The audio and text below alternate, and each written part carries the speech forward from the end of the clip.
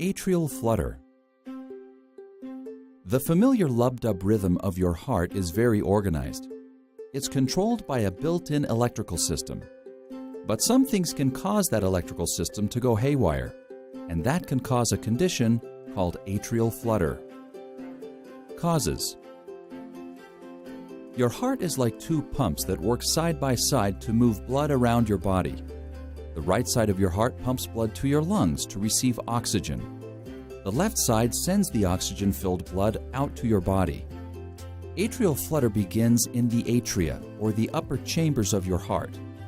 With atrial flutter, your atria beat more quickly than they should.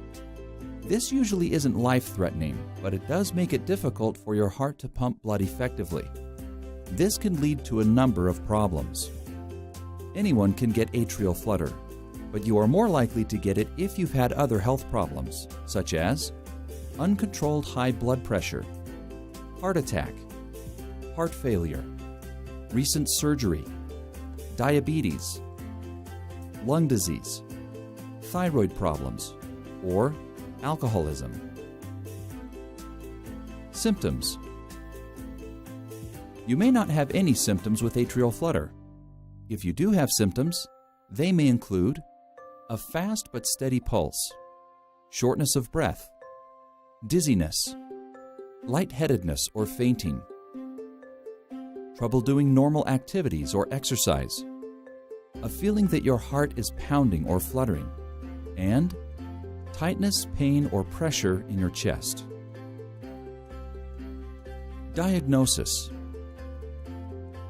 Your healthcare provider may be able to diagnose atrial flutter by simply checking your pulse.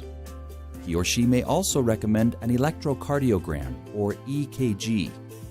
This test records the electrical activity of your heart. Treatment.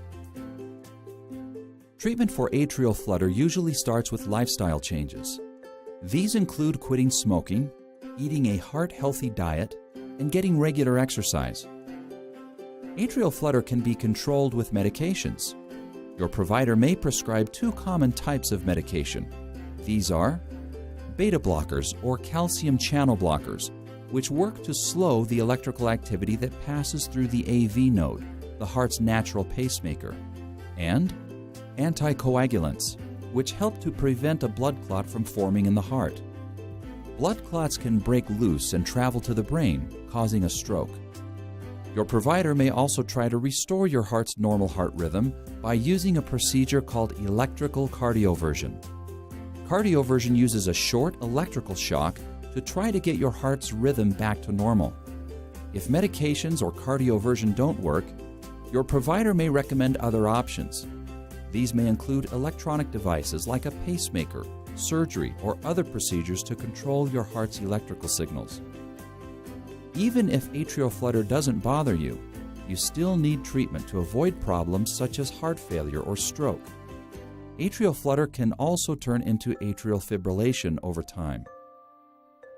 When to call. Over time, atrial flutter can cause serious problems.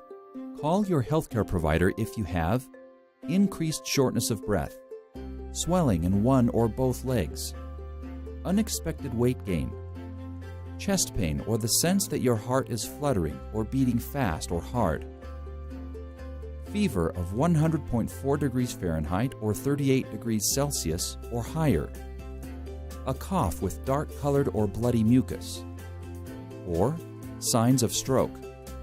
Signs of stroke include weakness of an arm or leg or one side of the face, difficulty speaking or seeing, extreme drowsiness, confusion, dizziness, or fainting.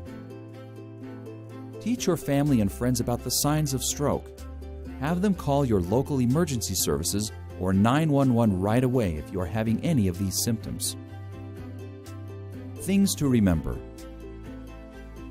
Atrial flutter is when you have a fast but regular heart rhythm. You may not feel any symptoms of atrial flutter. You still need treatment for atrial flutter even if you don't have symptoms. What we have learned. Atrial flutter can turn into atrial fibrillation over time. True or false? The answer is true. Atrial fibrillation is when your heartbeat is both fast and irregular. Atrial flutter is when your heartbeat is just fast. You are not at risk for stroke if you have atrial flutter. True or false? The answer is false. Like atrial fibrillation, atrial flutter increases your risk for stroke.